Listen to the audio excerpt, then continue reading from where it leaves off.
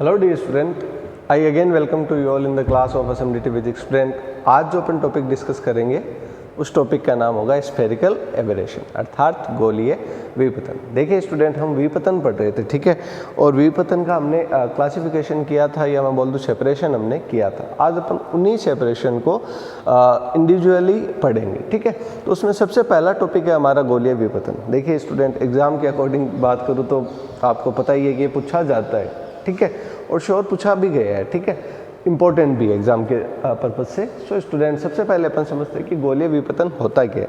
देखिए स्टूडेंट, हमने पढ़ा था, जब लास्ट टाइम हमने पढ़ा तो हमने परिभाषा में ये पढ़ा कि जब कोई पॉइंट सोर्स हो, ठीक है, मतलब हमारा ऑब्जेक्ट क्या है, पॉइंट सोर्स है। अब इसकी इमेज क्या बननी चाहिए, पॉइंट सोर्स बननी चाहिए। जबकि ऐसा न हो तो जो एबरेशन होता है, जो विपतन होता है, उसको अपन क्या बोलते हैं, गोलीय विपतन, ठीक है। सो स्टूडेंट, मान लीजिए कि हमारा एक पॉइंट सोर्स है, मतलब लाइट का जो सोर्स है वो एक पॉइंट सोर्स है, और पॉइंट सोर्स से जो लाइनें आती है, मतलब एक जैसे बल्ब, मान लीजिए बहुत दूर कहीं बल्ब लगा है तो वो बल्ब दिखाई ना देके आपको बस केवल रेज आती हुई दिखाई देती है, ठीक है। तो अब यदि हमारा जो लाइट सोर्स पॉइंट सोर्स है तो उससे जो किरणें आएगी वो कैसे आएगी स्टूडेंट, वो आएगी समथिंग लाइक दैट, कि बस समांतर पैरेलल कैसे आती हुई दिखाई देगी, पैरेलल रेज आपको दिखाई देगी, ठीक है, जो हमने पॉइंट सोर्स यूज किया उसकी वजह से, ठीक है। सो स्टूडेंट, अब देखिए हमारे पास गोलीय एबरेशन को समझने के लिए दो पॉइंट्स हैं, की पॉइंट्स बोल दो या इंपॉर्टेंट पॉइंट्स बोल दो। आपको दो रेज को ध्यान रखना है। पहली सीमांत, जिनको अपन मार्जिनल रेज बोलते हैं, सेकेंड वन उपाक्षीय, जिनको अपन पैराएक्सियल रे बोलते हैं, ठीक है। सो स्टूडेंट, सबसे पहले अपन देखेंगे कि सीमांत किरणें किसे कहते हैं, ठीक है। सीमांत किरणें वे होती है जो मुख्य अक्ष से, ये जो हमारी मेन एक्सिस होती है, इससे सबसे ज़्यादा दूर हो, मतलब मुख्य अक्ष से अधिक दूरी पर हो, मतलब अंत में हो, है ना। तो ये मुख्य अक्ष से क्या होगी, दूर होगी, far away from main axis, है ना। तो मुख्य अक्ष से दूर, मुख्य अक्ष, डेढ़ नंबर में परिभाषा पूछ सकते हैं कि मुख्य अक्ष से दूरी पर स्थित किरणें कहलाती है सीमांत किरणें, ठीक है। और जो किरणें मुख्य अक्ष के पास हो वो क्या कहलाती है, उपाक्षीय किरणें। अर्थात उपाक्षीय किरणें क्या होती है, वे किरणें, वे रेज, ठीक है, जो मेन एक्सिस के क्या हो, पास हो, जो हमारे near by main axis, main मुख्य अक्ष के पास, ठीक है, मुख्य अक्ष के क्या हो, पास हो, क्या कहलाती है, उपाक्षीय किरणें कहलाती है। अब स्टूडेंट, इनमें एक अच्छी खास बात होती है, कौन सी, कि जो सीमांत किरणें होती है इनका जो विचलन होता है, ठीक है, वो ज़्यादा होता है। दैट मीन्स कि ये सीमांत किरणें जब किसी लेंस पर इंसिडेंट करती है, मतलब आपतित होती है, तो जो इनका विचलन होता है वो ज़्यादा होता है, तो ज़्यादा होगा तो ये ज़्यादा मुड़ेगी। ये लो, कौन सी किरणें ज़्यादा मुड़ती है, वापस समझना डियर स्टूडेंट, जो सीमांत किरणें होती है वो क्या होती है, ज़्यादा मुड़ती है, ठीक है। पहली बात, यहाँ पे जो इंटरसेक्ट हुआ किन किरणों के द्वारा हुआ, सीमांत किरणों के द्वारा, तो मैं इनको क्या बोल सकता हूँ, आई एम, क्या बोल सकता हूँ, आई एम, ठीक है। सो ये तो है सीमांत, ठीक है, इनको मैं एम बोल दूँ, ऐसे बोल देता हूँ, M1 M2, ठीक है। ये कौन सी होगी, पैराएक्सियल, दैट मीन उपाक्षीय। उपाक्षीय किरणों का विचलन क्या होता है, कम, तो विचलन कम होगा। सो स्टूडेंट, ये कम मुड़ेगी तो कम मुड़ेगी, तो ये दूर जाके क्या होगी, मिलेगी, दूर जाके मिलेगी, है ना। तो ये जो पॉइंट बना वो क्या कहलाया, आई पी कहलाया, क्या कहलाया, आई पी कहलाएगा, ठीक है। अब ये हमने देखा स्टूडेंट उत्तल में। अब अपन देखते हैं अवतल लेंस में क्या कंडीशन रहती है। तो अवतल लेंस में कैसे रहेगी स्टूडेंट, किरणें तो दोनों ही इस पे आएगी, पॉइंट लाइट सोर्स है तो वो तो कैसे आएगा, वो तो ऐसे पहले के जैसे ही आएगा, ठीक है। अब स्टूडेंट, अवतल दर्पण क्या करेगा, बिखेरेगा, बिखेरेगा तो मतलब ये इस तरफ, ये इस तरफ, ये इस तरफ और ये इस तरफ। लेकिन जब आप इनको वापस पीछे की तरफ मिलाओगे तो विचलन किन का ज़्यादा होता है डियर स्टूडेंट, जो सीमांत किरणें होती है, और सीमांत किरणें कौन सी है, ये वाली। तो यहाँ पे जो पॉइंट बनेगा वो क्या बनेगा, आई एम, ठीक है। ये कौन सी है, उपाक्षीय है, तो उपाक्षीय का विचलन कम है, तो ये आपको आगे जाके मिलेगी, यहाँ पे कहाँ पर, आई पी। तो दोनों लेंसों से हमने क्या कर लिया, डिस्कस कर लिया कि गोलीय एबरेशन में सीमांत और जो उपाक्षीय किरणें हैं उनसे जो डायग्राम बनेगा वो कैसे बनेगा, ठीक है। सो स्टूडेंट, पहले तो हमने ये डिस्कस किया, अब अपन डिस्कस करेंगे कि वैल्यू क्या होगी, ठीक है। वैल्यू का मतलब सीमांत जो गोलीय विपतन होता है उसकी वैल्यू क्या होगी। तो इसको अपन एक तरीके से समझे तो स्टूडेंट, हमारे पास मान लीजिए कि एक उत्तल लेंस है, ठीक है। अब इस पे दो किरणें आ रही है, ठीक है, सीमांत और उपाक्षीय, ठीक है। तो होगा क्या, ये तो यहाँ से टकरा जाएगी ऐसे, और जो उपाक्षीय है वो आगे जाके कहीं टकराएगी, आगे जाके कहीं, जैसे मान लीजिए कि ऐसे, ठीक है। तो यहाँ पे जो पॉइंट बन गए, ये बन गया IM और ये बन गया IP। तो गोलीय विपतन का परिमाण, ठीक है, मैग्नीट्यूड ऑफ स्फेरिकल एबरेशन, जो गोलीय विपतन होगा हमारा उसका परिमाण, गोलीय विपतन कितना होगा स्टूडेंट, गोलीय विपतन का यहाँ पे जो मैग्नीट्यूड होगा वो होगा student IP minus IM। That means एक प्रकार की मैं कह दूँ तो लेंथ है कि नहीं। तो यहाँ पे वैल्यू कितनी होगी, ये होगी IP माइनस IM, ठीक है।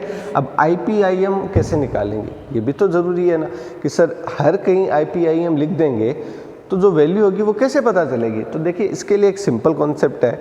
आप जानते हो कि जब कोई प्रकाश किरण मुख्य अक्ष के क्या होती है, समांतर आती है, तो अपवर्तन की वो किस बिंदु से गुजरती है, फोकस बिंदु पे। दैट मीन्स सीमांत किरणों के लिए जो IM काम करेगा वो किसका काम करेगा, FP का, और ये IP किसका काम करेगा, FM का, और ये काम करेगा FP का। दैट मीन्स एक ही लेंस के कितने फोकस बिंदु हो गए, 2।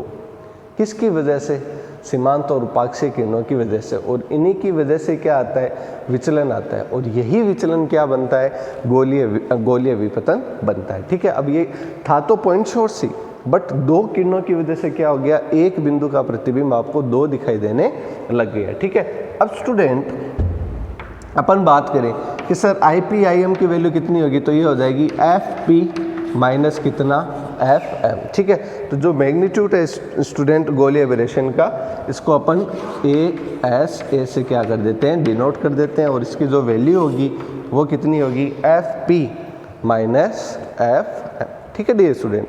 अब स्टूडेंट आपको एक छोटा सा कॉन्सेप्ट बताता हूँ कि न्यूनतम अस्पष्टता का वृत्त क्या होता है। हालांकि ये पूछा नहीं जाता, बट ध्यान में रहना जरूरी है। मान लीजिए कि कभी कभार 1.5 नंबर में अचानक पूछ लिया कि आप न्यूनतम अस्पष्टता का जो वृत्त होता है वो क्या होता है, तो इसको अपन देख लेते हैं। न्यूनतम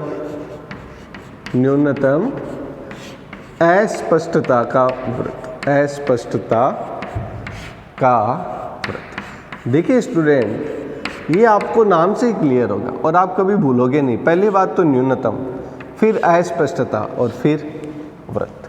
न्यूनतम का मतलब छोटा सा, ठीक है। अस्पष्टता मतलब जो क्लियर ना हो, ठीक है। और वृत्त का मतलब तो आप जानते ही हो, उसमें अपन ज़्यादा नहीं जाएंगे, ठीक है। सो स्टूडेंट देखिए, यहाँ पर मैं एक सर्कल ड्रॉ करूँ तो ये सर्कल क्या बना, इतना बड़ा, और इन दोनों किरणों से जो सर्कल बना वो क्या बना, ये वाला, ठीक है। तो ये जो सर्कल होता है छोटा सा, ये छोटा सा नन्हा सा प्यारा सा, ये क्या कहलाता है, न्यूनतम अस्पष्टता का वृत्त, ठीक है। अब स्टूडेंट ये बनता कौन सी रेस से, ठीक है, ये बनेगा आपके उपाक्षीय किरणों के द्वारा, क्योंकि सीमांत किरणों के द्वारा जो सर्कल बनता है वो क्या बनता है, बड़ा, और ये जो बनेगा वो क्या बनेगा, छोटा सा। तो इसको अपन कहते हैं न्यूनतम अस्पष्टता का वृत्त। इसको अपन यदि कोई अच्छे से डिनोट करें तो इसको x डैश y डैश बोल दीजिए, और यहाँ पे क्या बोल देंगे, xy। अब एग्जाम में पूछे कि न्यूनतम अस्पष्टता का वृत्त क्या होता है, तो आप कैसे लिखोगे। मान लीजिए कि 1.5 नंबर में पूछा, तो सबसे पहले आप बनाओगे छोटा सा डायग्राम, ठीक है। इसमें आपको ज़्यादा से ज़्यादा 20 सेकेंड या 30 सेकेंड लगेंगे, ठीक है। फिर आप कहोगे कि एक्स वाई और एक्स डैश वाई डैश पे 2 क्या बनते हैं, वृत्त बनते हैं। चूँकि एक्स डैश वाई डैश का जो वृत्त बनता है वो सबसे छोटा है और सबसे क्या अस्पष्ट है। देख लो बहुत छोटा सा, क्या क्लियर मेंशन हो जाएगा, नहीं होगा, ठीक है। दैट्स वाई इसे अपन क्या बोलते हैं, न्यूनतम अस्पष्टता का वृत्त। इसको क्यों नहीं बोला भाई, इसको इसने नहीं बोला कि ये इससे तो क्या है, बड़ा, और अस्पष्ट नहीं है, लगभग क्या होता है, विजिबल होता है, क्योंकि ये बड़ी आकृति है ना, और बड़ी आकृति आसानी से दिखाई दे जाती है ना। सो दैट्स वाई इसे बोलते हैं न्यूनतम अस्पष्टता का वृत्त। और इसका जो डायमीटर होगा, इसका जो क्या होगा, व्यास होगा, न्यूनतम अस्पष्टता के वृत्त का व्यास, वृत्त का व्यास क्या कहलाता है, गोलीय विपतन का परिमाण कहलाता है, गोलीय विपतन का परिमाण क्या कहलाता है? परिमाण। ठीक है डियर स्टूडेंट, अर्थात इसका जो डायमीटर होगा ना, ये कितना बड़ा बन रहा है, इसको अपन क्या बोलेंगे? इसको अपन बोलेंगे कि मैग्नीट्यूड ऑफ स्फेरिकल एबरेशन, अर्थात गोलीय विपतन का परिमाण। इसको आप Fp माइनस Fm से भी क्या कर सकते हो? डिनोट, क्योंकि अभी हमने देखा कि गोलीय विपतन का परिमाण क्या कहलाता है? Fp minus Fm। कैसे कहलाता है? Ip minus Im। क्यों कहलाता है? ये हमने डिस्कस कर लिया। ठीक है स्टूडेंट। सो स्टूडेंट, गोलीय विपतन को समझने के बाद अब अपन कुछ पॉइंट समझते हैं कि गोलीय विपतन है तो विपतन का मतलब अस्पष्टता। अब इमेज हमें स्पष्ट अच्छी लगती है अस्पष्ट? ठीक है, ब्लर जिसे अपन बोलते हैं ना कि ये फोटो तो क्या होगी? ब्लर होगी। अब ब्लर फोटो अच्छी लगती है क्लियर? सिंपल सी बात है, क्लियर अच्छी लगती है। तो उस ब्लर को कम करने के लिए अपन को क्या करेंगे? दैट मीन्स गोलीय विपतन को कम करें। कैसे करें? ठीक है, तो इसकी मेनली क्या है? 4 मेथड्स है। पहला है यूज ऑफ स्टॉप्स, अर्थात अवरोधकों के उपयोग से। ठीक है, सेकंड वन एक प्लेन कॉम्प्लेक्स जो प्लेन कॉन्वेक्स लेंस है उसके यूज से। ठीक है, थर्ड वन अल्पतम विपत्ति लेंस के उपयोग से, और चौथा है अविपत्ति लेंस के उपयोग से। ये तीनों मतलब चारों इंपॉर्टेंट है, पूछा जाता है, कोई सा भी पूछा जा सकता है। तो इसको तो मैं डिस्कस कर देता हूँ अभी। ठीक है, यूज ऑफ स्टॉप्स अर्थात अवरोधकों के उपयोग से। ठीक है, इसको अपन क्या कर सकते हैं? कम कर सकते हैं। कैसे करेंगे? सिंपल सी बात है डियर स्टूडेंट, जैसे मान लीजिए कि आपने कोई लेंस लगाया। ठीक है, अब इस लेंस से आप क्या करो कि 2 किरणें आती है। कौन सी? एक सीमांत और एक उपाक्षी। आपने सीमांत किरणों को हटा दिया। क्या कर दिया? सीमांत किरणों को ही हटा दिया। तो क्या होगा स्टूडेंट? ये वृत्त बनेगा ही नहीं, सॉरी ये वृत्त बनेगा ही नहीं, तो केवल क्या बनेगा? एक वृत्त। अब 2 स्पष्टता थी, कितनी स्पष्टता बची? 1। तो क्या हो गया? कम। तो दैट मीन्स जो सीमांत किरणें आ रही है ना, उसके आगे आप कुछ स्टॉपिंग लगा दो, जैसे कोई स्टॉप्स लगा दो, तो क्या आएगी? केवल और केवल उपाक्षी किरणें, और उपाक्षी किरणों से केवल और केवल क्या मिलेगा? एक छोटा सा आपको क्या मिलेगा? सर्कल देखने को मिलेगा।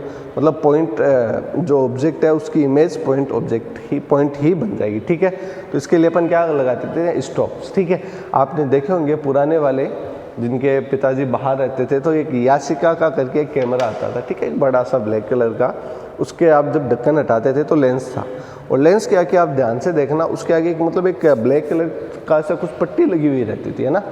वो पट्टी किस काम आती थी पता है? इसी काम आती थी कि वो क्या करती थी कि सीमांत किरणों को क्या करती थी? रोकती थी। ठीक है, केवल उपाक्षीय किरणें क्या होती थी? अंदर जा पाती थी। इसकी वजह से एबरेशन क्या होता था? थोड़ा सा कम होता था। ठीक है, सो स्टूडेंट आज के लिए बस इतना ही। आज हमने गोलीय विपतन को जाना, उसके निराकरण की विधियों को, एक विधि को जाना। ठीक है, नेक्स्ट अपन वीडियो होगा उसमें अपन निराकरण की जो अन्य जो अदर मेथड्स है, ठीक है, जिसमें अपन प्लेन कॉन्वेक्स को क्या करते हैं? यूज़ करते हैं, उसको अपन नेक्स्ट वीडियो में जानेंगे। ठीक है स्टूडेंट, आई होप स्टूडेंट आपको ये टॉपिक क्लियर हुआ होगा। फिर भी स्टूडेंट स्टिल आपको कोई प्रॉब्लम रहती है तो आप मेरे को मैसेज करके पूछ सकते हो। तो मिलते हैं स्टूडेंट नेक्स्ट वीडियो में, तब तक के लिए आप अपना ध्यान रखिए। धन्यवाद।